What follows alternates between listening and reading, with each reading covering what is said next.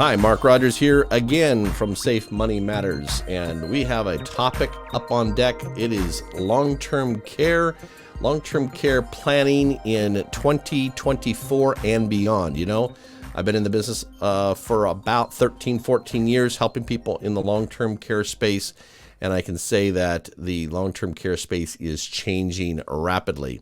And with me, I do have a guest, Chris Lester, on deck, who has been in the business as long or longer. I'd like to bring him up on the deck here as well. Hi, Chris. Thanks for joining on the program. Hey, Mark. Thank you. And thank you. Hello, everybody out there in the virtual world. Tell me again. So, I think you and I are on the same page with this long-term care. The things are a whole lot different, Chris, than they were like, say, 10 years ago. Would you agree on the long-term care planning side of things? 100%. And, I have been in the business for a while, and not only has the topic has been there, and I think we all have stories. We all know somebody, a loved one, a friend, a family, a neighbor that has struggled with, there's so many aspects of it, right? There's not only is there the financial aspect, but it's really the emotional and the really the spiritual side of it, right? You're watching somebody that you love and you care about, and it happened to me with my grandparents, right? My mom firsthand. So illnesses, sickness, aging, right? Care has consequences, right? If we're going to be taken care of, the question is by who? Yeah. And if it's, our spouse is, I know we say, hey, in sickness and in health, and when we're 20 and 30 and we get married, we're like, yeah, I'm in for that. Yeah. But when somebody does get sick and you have to actually physically move them from one place to another, or feed them or dress them, to help them to make sure that they eat and bathe, then you go, okay, so of course you're, and typically females are the caretakers, Mark, right? They're and it's not to be sexist, but that's just what my experience has shown me. So when I'm speaking with folks, and men are like, we're gonna be fine. It's not gonna happen to me. But statistically speaking, forget about the math side of it. You got a 50-50 shot you're going to need care, right? Yeah. Of course your spouse is going to take care of you. Yeah. And I say that. She loves you. Your family loves you. Your kids love you. Everybody's going to chip in to help you. Yeah. However, the actuaries have figured out, and I think all of us instinctually or intuitively know, that women live longer. And if women live longer and we consume all of our assets, our house, our 401ks, our TSPs, our brokerage accounts, savings accounts, checking account, you spend everything. Yep. And who is providing care for the person, typically the mother, when we've consumed all the asset? And so that's why I'm so passionate about it. I watched it happen firsthand. My grandfather served in the military, but he smoked like a lot of people did back then. Yeah. He got hardening of the arteries. He lived in Florida and had both his legs amputated. Wow. So he was laying in bed. He was bedridden, and he had a house in Miami, Florida. And when I'm doing workshops and sharing with the public, I'll bring up a picture of the house, because this was a house that was in my family, that my grandfather and my grandmother lived in, that I used to go to as a kid. And when he got sick, my grandmother could not take care of him anymore. So she put him into a nursing home. When she did that, she had to sign over the house. Now, they didn't kick my grandmother out of the house. Right. She got to stay in it. But guess what? She got sick. After he passed, she got sick. And now me and my mom and my family, my dad had passed by then. We're up here in New Jersey. Yeah. So my mom was flying down, but when she went into the nursing home to be cared for until we transferred her up here, they took the house. Right. Because she was no longer staying there. That's right. And so that's a confiscation of wealth that happens that most people have no idea. So that was my first exposure, and I didn't recognize it at the time, and I wasn't in the industry at the time when that happened. I now look back and go, I wish I had known Yeah. what some of the resources. So over the next 20 to 30 years, as I've been talking to clients, what I've found is the insurance industry has finally started to put resources in place or strategies in place. And I would say if somebody is going to watch this podcast, if they take one thing away from this call, dismiss what you think you know about long-term care. It's worth you and your family to research and find out what new improvements, how to preserve your family's wealth, so that can your spouses and your children don't have to be caretakers, but they can actually be supervisors of caretakers because of strategies that have now been created by the industry. And so I'm just passionate. I speak about it all the time. I know you're equally as passionate and as much of an expert in that arena as I am. So I thank you for having me on the call, but people owe it to themselves, to their families, their children and grandchildren to do and reach out to somebody that knows what they're talking about and find out what options are available. And I'll go so far as to say this.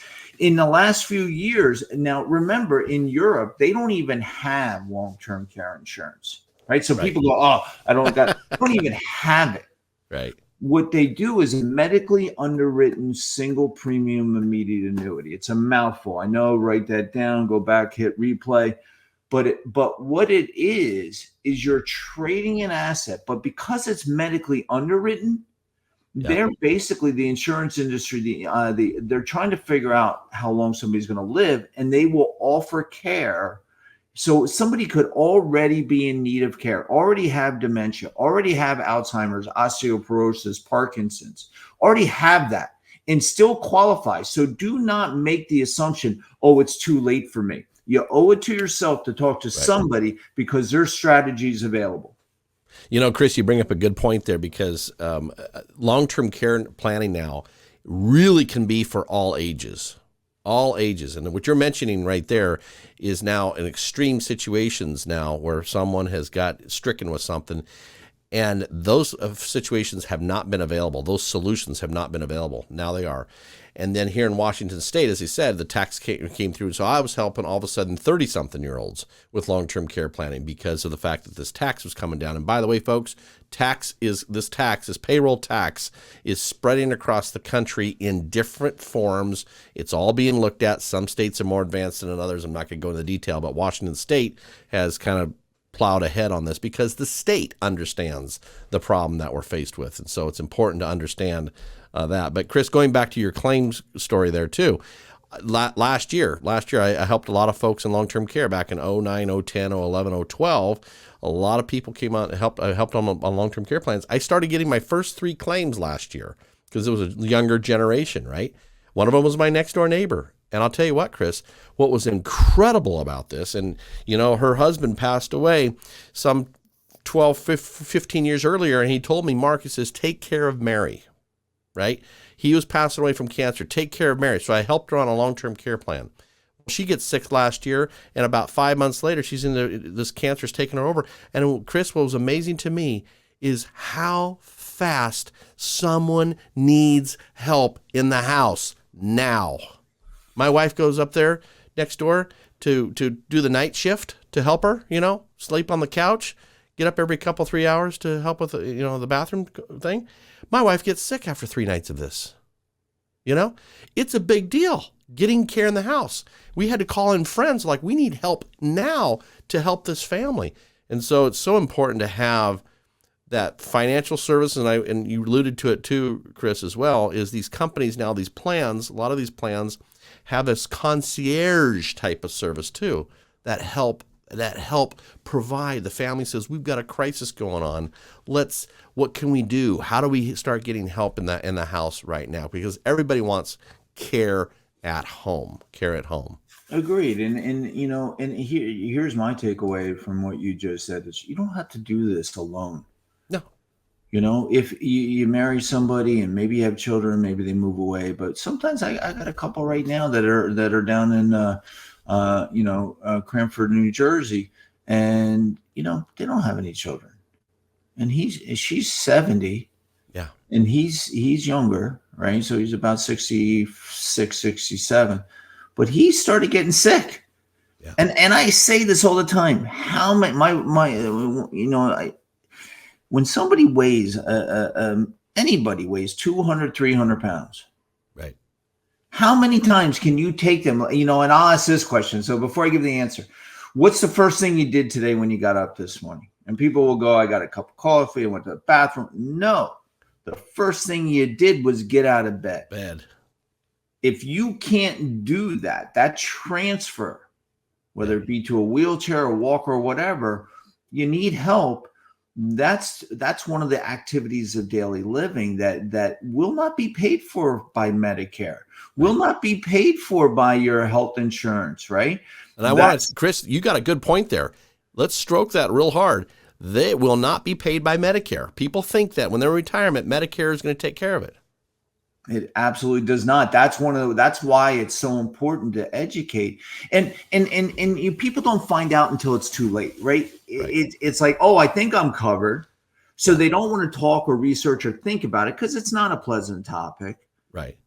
And then they sort of just, okay, the ostrich approach the topic, but then they come and find out, and all of a sudden now they need help. And then they go, oh, you don't pay for that? And it literally, it's the confiscation of wealth. And then the last thing, I know we don't have a lot of time, but I want to make sure everybody understands this, and that's FILIA laws. There are 30 states in this country, that's over half of America, that have FILIA laws. New Jersey's one of them. That is the clawback. Yeah. That the beneficiaries of a person needing care, they're going to come back after the asset. So if New Jersey is spending money putting up mom and dad in a nursing home and you run up the meter, they are absolutely going to come back after the estate to the children of that estate. And so put your seatbelt on, folks. And yes, there's a lot of strategies and planning, and there's all kinds of things too deep to get into today. Maybe you could do. But at the end of the day, the simplest and easiest is to work with a professional that understands this area and topic and have a honest discussion with you and your family members. And one of the things, Chris, this is probably our last topic here, different planning options per age bracket, right? As we just mentioned, when you're in your 80s and you've got a crisis going on, there's specific planning options for that, right? If you're in your 60s, there's specific plan options. And I just want to share with folks too, if you're in your 60s, don't think of this as your parents' long-term care plans, because very possibly there could be something different, like an asset-based plan that would be in your 60s. You've gathered up something that can actually be used for long-term care in a more efficient manner.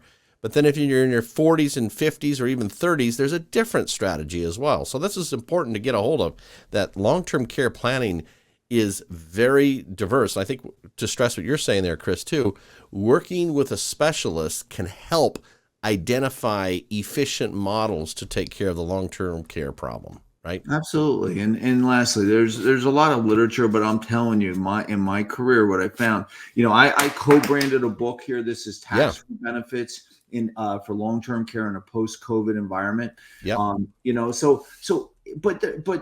You mentioned it, asset-based long-term care. So as a financial advisor, I deal with a lot of folks on overall the full picture, the full scope.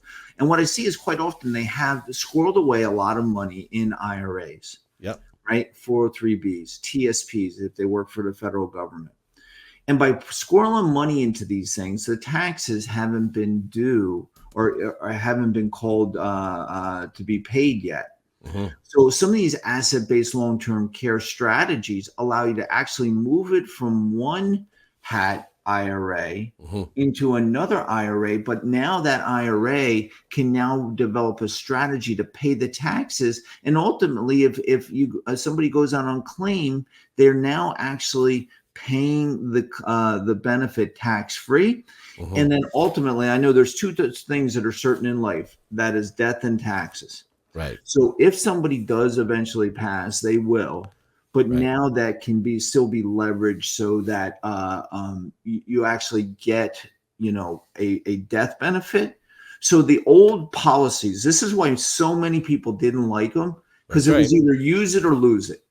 Right. And that's what my buddy, Art had paid for it as a business owner for years. He hated it because he Right. goes, I'm not gonna use it and can. Okay.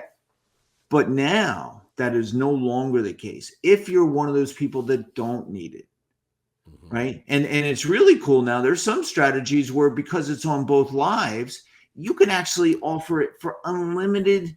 I'm telling you, the industry, it's worth revisiting. I'm not here to sell and discuss specific tools or products, Right. but there are strategies that, working with a professional, can find solutions where you thought there were none, or a family thought there were none. That's right. And Chris, everybody's going to have to finance it one way or the other. As you mentioned earlier, the state coming in and taking your grandma's house and this type of thing, it's financed through the state. The state's going to take the house to be reimbursed. But like you said, emptying out 401ks, 403bs, IRAs, there's another way to finance it. Is that the most efficient way? Or, as you were just alluding to, can you move some kind of asset in your right pocket, move it to your left pocket, still your asset, and can that help finance long-term care in a more efficient, even tax-free manner? That's the big thing there. So, man, this is good stuff. I appreciate jumping on here, Chris. And here's to 2024, right? With getting more sales, more helping more people, if you will, on long-term care. And I'm really ecstatic about doing something like that as we move forward. So, and just to reference what was up on the screen there, that book is from Chris there, the tax-free benefits for long-term care in a post-COVID world, right? And so they can jump over into your channel there and pick it up on Amazon, or you can yeah. reach out to our office. We'll send you a no-cost copy. It's no big deal. There we go. Yeah. But thank you, Mark. I really do appreciate the time, the insight, because you're out serving your community on the West Yep. Coast. We're serving our community here on the East Coast. It is Yep. It's that elephant in the room nobody wants to talk about, but every family is going to deal with this one way, shape, or form in the future. Man, I love the passion, Chris. I look forward to maybe we can dive deep on a topic or two in long-term care and go deep on some of the stuff, because it's a changing world. I really look forward to that. So 100%. Thank you, Very Mark. good. Have a great day. Very good. Thank you, Chris. We'll see you.